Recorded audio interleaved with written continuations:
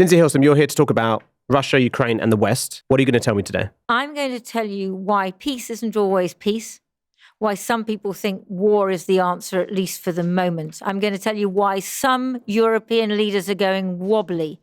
And I'm going to tell you why poets understand so much more than journalists. So, Lindsay Hilsum, you are our international editor, and you were in Ukraine when the war began for the first month. You were then there again for most of April and May. Now, you've also covered, obviously, countless conflicts. What sticks out to you during your reporting about this particular war? Well, it's so different because this was an invasion, a clear act of aggression. Most of the wars I've covered have been civil wars. What you have in Ukraine is a population which has become more and more united because of this invasion. And so the question now is it going to stay like that? What have you learned most from your time there? Oh, God, I've learned so much, Kieran. But you always learn so much everywhere you go. I've learned how funny Ukrainians are, how they have an incredibly dark sense of humour, but that's war for you. You went to a comedy gig in a metro station. Yeah, because, I mean, they elected a comedian as president, right, Zelensky, and the rest of his troop are still performing in underground stations. And tonight, a comedy venue for President Zelensky's old team, Kvartal 95. Українець без гумору – це не українець. Українець воїн без гумору – він не воїн. Гумор – це наша зброя, якою ми користуємося. And I suppose I've learned, and I've kind of relearned it, which is this incredible resilience of the human spirit that you get in war, and where you see the best in people and the worst in people. Did that resilience at all surprise you? Because one of the themes, especially when you were there, was very much the Ukrainian resistance. You know, you used the analogy many times of David Goliath. This was, outgunning in some ways or beating the Russians at their own game.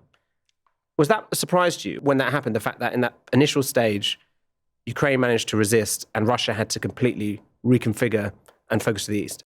Well, I think I was not unusual. Most people, military analysts, politicians, journalists, thought that the Russian army would perform better than they have done and that the Ukrainian army would perform worse.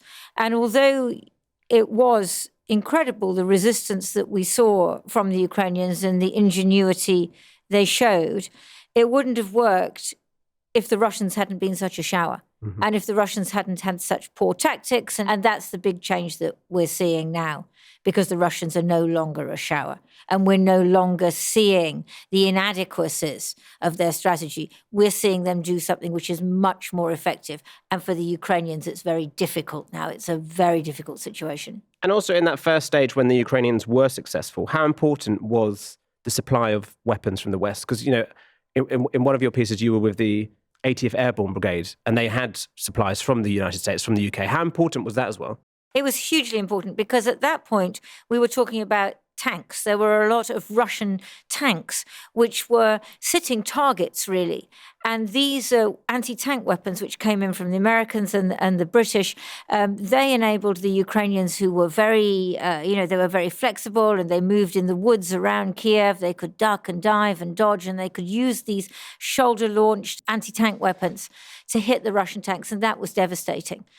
But now, what they need and what they're getting to some extent is artillery and much heavier weaponry. I want to talk more about this new phase of the war, but one more thing on your reporting. Often when you're out there, you tweet a lot about poetry that you're reading. Where did that come from? And does reading poetry help when you're in a conflict zone? I've always read a lot of poetry, and I would always carry a book of poetry with me, W.H. Auden or Yeats or James Fenton or an anthology. That's what I've always done. But what was really interesting in this war was I started to, tweet out links to poems and so on, and I got such a response from people. And I think that was because people, viewers and people who read Twitter, found themselves so appalled by what's going on and trying to make sense of it. And poetry gives you a way of understanding which is very different from the news. I mean, I think of W.H. Auden's poem, Epitaph on a Tyrant. It's about Putin. It says, when he laughed, respectable senators burst with laughter. And when he cried, the little children died in the streets. Well, no journalist can put it like that, but that's Putin. So talking of Putin and this new phase, the phase of, well, it's not really new, it's been going on for a while, but the phase where they're focusing on the east, on the Donbass. Can we determine that that focus and that war that Russia is now focusing on, that is going slowly but successfully?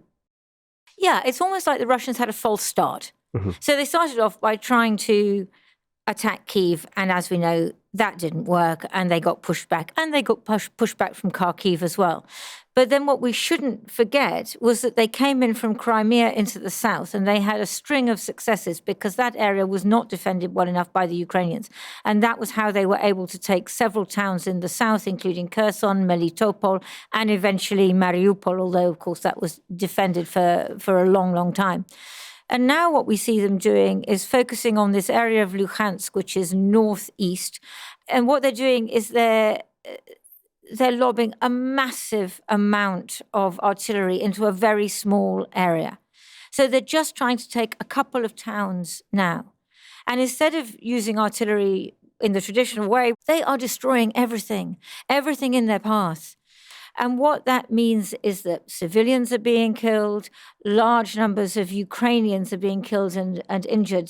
President Zelensky has said that up to 100 Ukrainian soldiers are dying every day. Some of his officials have said it's even more than that, and up to 500 being wounded every day. That's a massive amount of loss for the Ukrainians. But that is what the Russians are trying to do. And they're also losing people.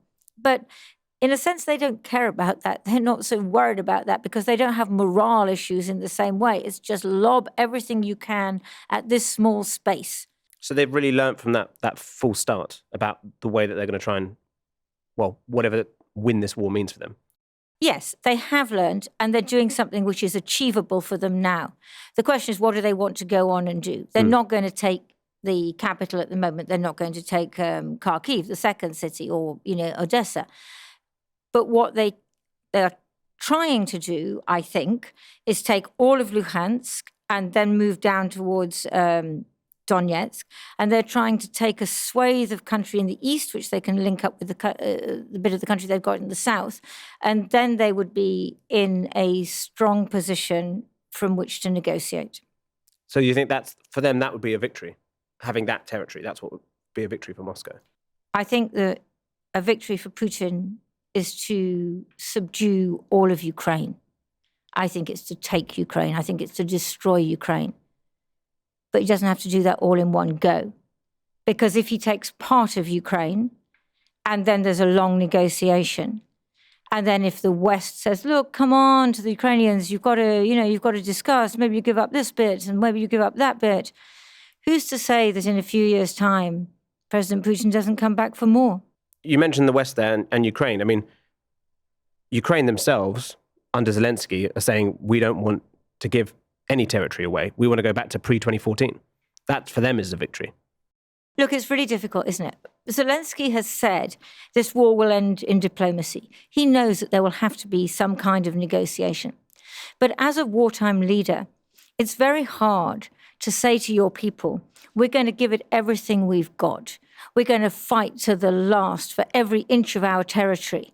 And people are dying to defend this land. And in the end, you're going to have to say to them, that bit, that town, which your husband, your son, your wife died defending, well, sorry, we're going to give that away to your worst enemy, the Russians. Now, that's what happens in wars. But it's extremely difficult to sell, and it's certainly not a thing he's going to say at the moment. Because at the moment, what he's saying to win this war, to end this war, is what he's saying to the West is, you need to give us much, much more in military aid. Because essentially one of the problems at the moment is that Ukraine are losing territory because they are being outgunned. And so they do need the weapons, they do need the military aid. Why has the West been hesitant with that? I think for a couple of reasons. So the Americans passed, a bill where they're going to give, really more military aid to Ukraine than I think has been given to any other country in living memory. And the Americans clearly see this as a line. They're trying to say to Putin, this is the line beyond which you must not go. We're going to push you back. But we're not going to get involved ourselves. We're not sending in American forces. This is not a war between Russia and NATO. This is an invasion by Russia of Ukraine. But if they get too involved, then that becomes very hard to sustain as a narrative, doesn't it? Because the Russians are saying we're fighting NATO. And then NATO, which is putting all these weapons in, is saying, no, you're not, you're fighting the Ukrainians. So that is extremely complex. And of course, the Europeans, we've seen the leaders of France, Italy, and Germany visit Kyiv. And they're much more wobbly on this than the Americans and the British. And that's partly because there are a lot of politicians, particularly in Germany and Italy, who are quite pro-Russia. And Macron sees himself as a bit of a sort of Putin whisperer, somebody who can, maybe talk him down, maybe get him to compromise. The Ukrainians, I have to say, are extremely skeptical about that. But also, they're seeing the impact on their own populations because, of course, all of these countries have politics. And all of these countries are worried about higher fuel prices, and part of the cause of that, higher food prices. They know that their own population within their own countries is suffering. Then you've got these massive numbers of refugees. This conflict is having an impact everywhere. And certainly amongst those European leaders, I think they want it to end as soon as possible. So they look at it very differently from the frontline states, which would be the Baltic states and Poland, who say, hang on, if we don't push Russia right back to the borders, he's going to come for us next. And so although Europe has been quite united up to now, I think this is the point where it gets very difficult and we begin to see all of those fissures which do exist within Europe on this. Which therefore seems like that's a victory for Vladimir Putin. The longer this gets drawn out, the more he can sort of see the weakness of the West. Well, certainly it has that potential for him, and that may be how he looks at it. The other way, though, is to say, and some military analysts would say, that there will come a point where the Russians can't keep up the tempo of battle that they are keeping up at the moment. And that could be the moment when higher tech, heavier weapons from the West come to the Ukrainians, by which time they've been trained on how to use them.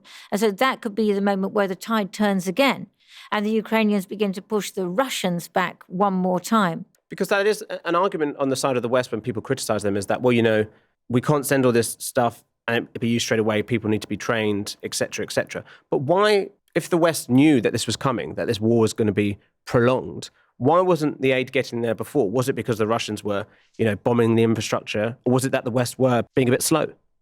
Well, I think that to begin with, they thought that the Ukrainians would not be able to fight back. And so there was no point in sending in all this weaponry because they probably thought that the Russians would just capture it and then they'd have a lot of nice, shiny new Western weaponry which they could use against their next target. So I think that was why they didn't at the beginning. And I think that also, although all the intelligence services predicted that this war was coming, from last year when they started to see the buildup of Russian forces, there's always a bit which thinks this can't possibly happen. And also, we are democracies. You have to sell this to the population. And if let's say you're President Macron and you're fighting for re-election, selling to the French people before the war started, we've got to send all this military aid to Ukraine. People didn't even know what's going on in Ukraine. That would be very hard. It's one of the, in a sense, could you say that's one of the advantages that Putin has as a dictatorship? He can do whatever he wants in military readiness because he doesn't have to ask the Russian people for any permissions. When Macron, for example, talks about talking to Putin, and there's been mentions of, an armistice or a ceasefire, would that be possible? Or is there a concern that Putin might misuse that to then start building up again to prepare for another fight? Look, when, and I think we are talking about when, it comes to a ceasefire and a negotiation, both sides want to do that from a position of strength. So that's why the Russians may want to do that sooner than the Ukrainians, because they're the ones who are winning at the moment. And that's why the Ukrainians are saying to Macron, you must be joking. We're absolutely not going to negotiate at this time when the Russians have gained all this territory. They will only want to have some kind of ceasefire when they've pushed the Russians back. When Macron went to Kyiv, a French diplomat did say that when it comes to peace and the end of this war, it would have to be on terms of the borders before 2014. Again, as you were talking about before, is this all just the language of war, and it's sort of how much do they actually think that is possible? Because surely it isn't.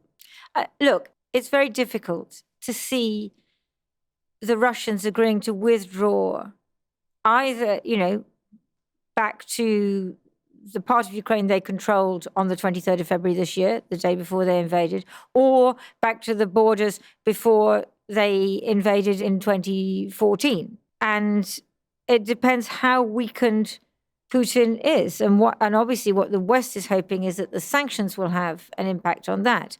And that will weaken the Russian state and make it very difficult for the Russians to carry on fighting. But the Europeans are still paying Russia more for oil every week than the war is costing Russia. And so, until you get that changed, and it's going to change slowly over the next year or 18 months, that the Europeans will be buying less oil and less gas from Russia, but they're not going to switch off the tap tomorrow. And as long as that's going on, financially, I don't think that the sanctions are having that much effect, particularly because Putin isn't answerable to the Russian people. He would see himself as being, answerable to Peter the Great. That's what he said the other day, wasn't it? He was trying to recapture territory which should be part of Russia, Imperial Russia, just as Peter the Great did in the 16th century. But doesn't that therefore go to the heart of what the West stands for? Because if the West isn't going to send more military aid, it isn't going to sort of do the things that Ukraine really wants it to do, you're sort of saying, well, actually, Ukrainian sovereignty doesn't matter that much to us. The sovereignty that matters to us is if you invade a NATO member, or, for America, if you invade Taiwan. Doesn't that go to the heart of what does the West stand for if it allows this war to go on? Absolutely. And that's what Ukrainians are saying. Ukrainians are saying, we're fighting for you. We are fighting in defense of, what used to be unfashionably called the free world. We're fighting to defend democracy and the democracies. But I think certainly from the European point of view, there's a lot of realpolitik in there, isn't there? Because they say, but, maybe this isn't possible. And certainly what I think the Western Europeans are looking at, even though they don't necessarily say it, is, what is a way forward? And Macron is very keen on this idea that you don't humiliate Putin. Whereas Zelensky, and I think that the Americans are like, oh yes, humiliating Putin is part of what we need to do. But what I keep thinking about, Kieran, and you'll understand this because you were just in Finland. So I keep thinking about Finland in 1941, and I keep thinking about the Winter War and how Finland fought incredibly bravely against the Soviet Union, just as Ukraine is fighting against Russia now. The Finns continue to defend their country against the Russian aggressor with the greatest valor and tenacity. In 1939, the Soviet Union invaded. The Finns lost territory, but they resisted occupation. They were absolutely not a walkover, and they lost a lot of people. But in the end, they gave up some of their territory. They gave up Karelia, and 400,000, 450,000, what was that, a fifth of the Finnish population, something like that, were made refugees and had to flee from that area, Karelia, into the rest of Finland. And that part of Finland is part of Russia today. And that was an incredible sacrifice. But 70 years on, what's Finland? Finland is prosperous. Finland, is always very high on the happiness index, isn't it? Yes. So, this may be absolutely no comfort to Ukrainians today, but I do think it's interesting. Borders have changed many times over years, and Finland is an example of a country which has made an incredible sacrifice, not just in territory, but in the lives of those people who had to flee as refugees. And yet, out of that, out of the ashes, the phoenix rose. The interesting thing there is, the Winter War was also a completely different period. I was reading that between 1816 and 1945, a state disappeared from the map of the world every 3 years on average. And since 1945, that hasn't really happened as much. As you were talking about, the wars you've done are more civil wars. But so what Finland allowed then was very much within, the keeping of that period of conflict, prolonged conflict throughout Europe and the world. And also the end of empires. Yeah. We were still, we were coming to the end, it was still within living memory of the end of the Ottoman Empire, the Habsburgs, the Austro-Hungarians, the Russian Empire. It was like a geological time and the earth was settling. Has the West just lost interest, perhaps, in Ukraine as it goes on and on and on? On and on and on and on. What a journalistic thing to say. What do we think a long time is? We seem to think that a few months is a long time. A few months is not a long time in the history of a war. We talk about the 30 Years' War. We talk about the 100 Years' War. You go back in history. This war has not been going on a long time. It has, of course, for those who are living through it. But actually, this war could go on for much longer. Pushing, and I'm not saying that this is a good thing or a right thing. I'm just saying that the bones of a settlement are not coming to the surface yet. It's still, really difficult to see how either side can agree to compromise, because the Ukrainians think they're defending democracy, and many people in the West would agree with them, and the Russians are on an imperial mission. When we talk about the Ukraine war now into its sort of fourth month, and I'm reminded of a piece you once wrote where it was back in 2015 and the Western media was being criticized for covering the French terrorist attacks in that year too much compared to other conflicts and other terrorist attacks. And you sort of said, well, look, I've spent my whole career covering conflicts all over. And when you look at the numbers online or in tweets or whatever, the audience isn't interested. Do you think the same thing might happen here? And that would be quite bizarre, that a conflict within Europe, if it drags on and it falls down the running order in the news programs and it goes to the back pages, that we could similarly have a situation where the audience just isn't that bothered and it becomes normalized in some way.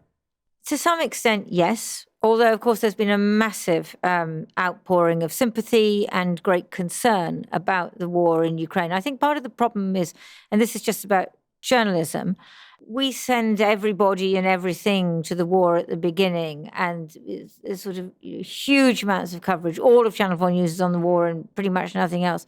And then it all drops off a cliff. And that is the sort of rhythm of the modern news, which is not necessarily the right thing. That is what happens and how we do it. And then that, I think, has an influence on politics and so on as well. And that has an influence on the audience. But I think that the reason that this is so important is because it still does contain so much jeopardy for the whole world. And I don't think that the death of a Ukrainian is any more or less important than the death of a Palestinian or a Syrian. But this conflict, because it pits a nuclear armed power, that's Russia, against NATO, the most heavily armed alliance in the history of the world, it has the potential, if I say to blow up the whole world, it has nuclear potential. So that's why it's really important. And that's why we have to keep going with it. And that's why I think that the audience will not lose interest. And certainly the people in the West who say, Ukraine must win, then you ask them, well, what do you mean by win? They say that Putin must be pushed right back to his borders and he must be weakened to the point where he can never do this again. Because that is the great fear, that if he's just pushed back a little way and a deal is done, and the Ukrainians lose some territory, and then the Russians, lick their wounds and so on, he will be back for more. More of Ukraine, and maybe more of other countries too, maybe Moldova, maybe the Baltic states. So those countries which were part of the Soviet Union, and before that part of the Russian Empire, they look on this very, very differently from those of us who are a bit further away, watching on our television screens and saying, oh, what a shame. I do hope that they come to a settlement soon, because war's a terrible thing and we want peace. Peace can be a terrible thing too if it's not a real peace. And it's that jeopardy and that what if, which is at the heart of what we've been talking about today in the West, in terms of, the Ukrainians say, push them all the way back, give us all this aid, end of. And the other side saying, well, we're not sure whether that just creates one hell of a larger conflict. Some people talk about this going on for a decade. Kieran, I'm not a prophet. I'm a journalist. I understand both of those points of view. But I think that what I do believe is that if Russia and Putin aren't substantially weakened, that will not be the end of it. And that is the lesson of 2014. That when Putin invaded Ukraine in 2014, he annexed Crimea, he put his people, these separatists in the Donbass. in the West, everyone went tut, tut, tut. And there were a few sanctions, and they said he was a very bad person, and we don't like him, and we throw him out of the G8, and all of that stuff. And then he came back for more, and he will come back for more again. And so that's why just pushing him back a bit and then doing a deal, that is not going to solve the problem. It might buy peace for a while, but it's not going to solve the problem. Lindsay Hilsum, thank you very much for talking to me. Always a pleasure, Kieran. Thank you for watching this episode of The Forecast. You can also listen and subscribe to the podcast on all good podcast apps. This episode was produced by Nina Hodgson, and I'm Kieran Moodley.